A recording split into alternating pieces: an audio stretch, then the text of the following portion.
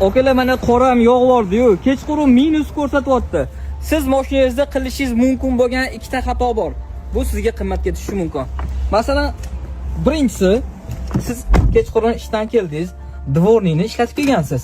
Mana menda yoqib qolgan, sizda ham yoqib qolib ketadi-da. O'chirmagan bo'lsangiz agar ertalab pultdan zavod qilasiz, agar cho'tkalar yaxlab qolgan bo'lsa, motorchini aniq kuydiradi. Bu birinchidan.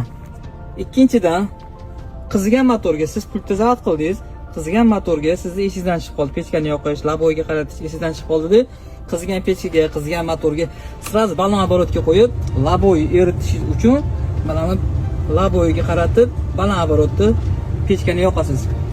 Suv bilan suv chiqishmasdan laboyingiz ta'sirlab yorilib ketishi mumkin.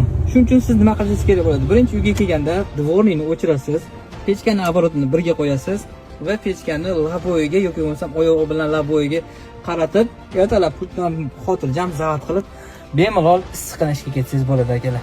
Ma'lumotim foydali bo'lgan bo'lsa, bitta like bosib, yaqinlaringizga tarqatib qo'yish esdan chiqmasin. Mana bu yerda hozir dvornikni ko'rasizlar. Dvornik cho'tkani, ya'ni Karel kompaniyasini Ireland brendidagi cho'tkani ustunovka qilib olganman. Men o'zim ustunovka qilib, ular sinovdan o'tkazib oldim. Xudo xolisa ishlashlari zo'r. Kimga kerak bo'lsa, bemalol telefon qilib o'zimizda ustunovka qildirib ketsanglar bo'ladi akalar. Joninglar sog' bo'lsin. Agar ma'lumotim foydali bo'lgan bo'lsa, yaqinlaringizga tarqatib, obuna bo'lib qo'yishni esdan chiqmasin.